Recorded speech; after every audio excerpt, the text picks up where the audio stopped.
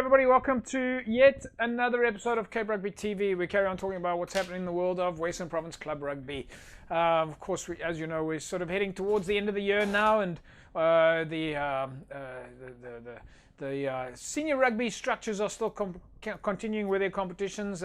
But heading into 2021 now, a lot of planning and a lot of new structures on the cards. We thought we'd better catch up with Jerome Paarwater, Western Province Rugby Under-21 head coach, just to give us a little bit more information. Jerome, nice to have you back. How are things there? Yeah, JP, good to be back. And after 4 tough weeks, it's good to be, just to have a little bit of a break before we start with under-20s again. But yeah, it doesn't stop. Like we always say at Western Province, it doesn't stop for us. So from the one competition to the another competition, so that's how we work here. Yeah. Jerome, let's just look at some of the let's summarize a little bit. The under-21 structure now, 2020, that's the end of the under-21 system as we know it. Now you move completely 1 year down and it becomes under-20s. Yeah, exactly. Next year, the second week in February, the SA or Currie Cup under-20 is starting. It's not under-21 anymore, so it's a Currie Cup starting. And then you basically play for that whole month, for a month, till the end of March. And then it's basically almost like a trial for the SA under-20s, this first round of the under-20 competition. Then obviously Sandro and his coaches will select his under-20 squad. Then they go on camp, then we have a bit of a break, and then the second round starts when they come back from the Junior World Cup. So that under-20, that Currie Cup that you're talking about next year, that's the under-20 Currie Cup? That's the under-20. Is that what they're calling it? So Jerome, where to now then? I mean, how do you now start preparing for under-20 in 2021? A lot of your players now would have, having played in the under-21 section, would have dropped out because under-20 starts next year. So you probably have to start looking at quite young players. Yeah, fortunate for us, I think we were one of the few teams that played in this under-21 competition now that basically use under-20 players that can still form part of the squad next year. We had about 10 guys playing in our under-21 competition. So fortunately for us, the bulk of that 10 guys were forwards. So that in terms of preparation, I think we slightly a bit ahead of the other provincial teams, which they solely focus on the 21 players. But we had to do this knowing that the under-20 competition is going to start. We also identify a few schoolboys who were part of the Currie Cup, of the Craven Week setup, who's finishing off with school this year.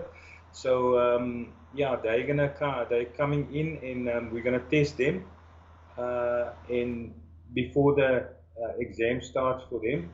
Tell us a little bit about the testing side of things then. How does that work?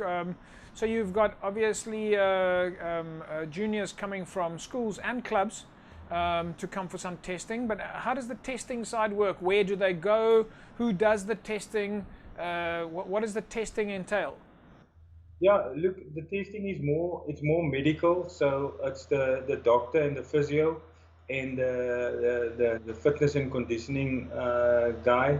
So they're basically in charge of the testing, so it's more medical.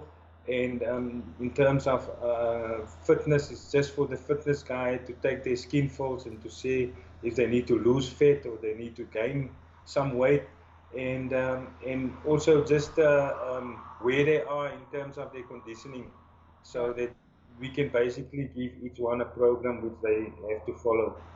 Now that you do the first testing now, when do you then do the second testing to sort of measure the growth, or maybe no growth from the first time? Yeah, so what will happen now after when we're done with this guys on Wednesday, on the 18th of November, the rest of the squad will come in, and that's all the university guys, and then some guys who have contracts, and that's mainly the guys who also played for us.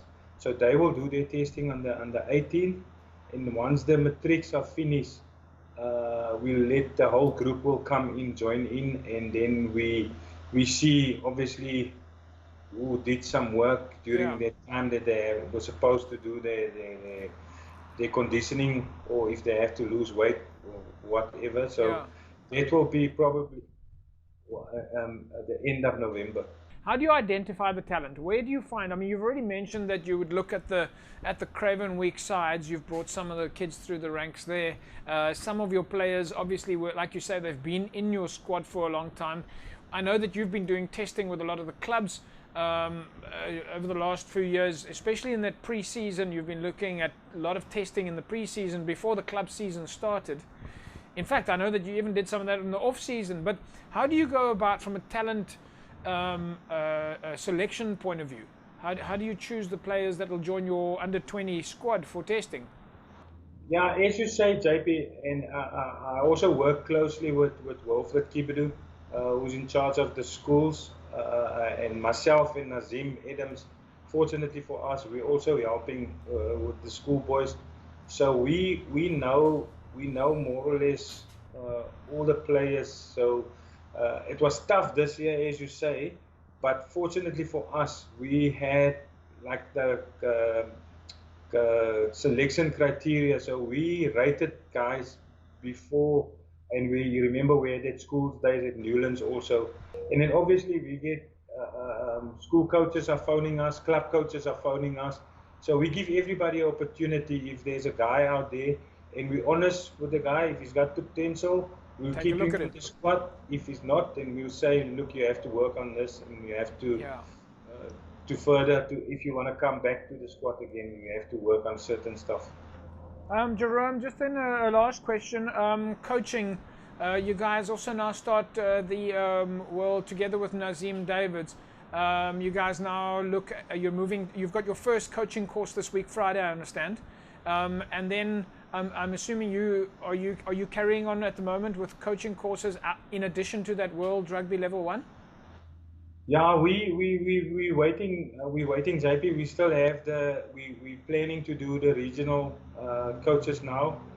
Also the level 2.5 with the regional coaches. So we were just waiting for the names. The cutoff date is tomorrow to send him all the names.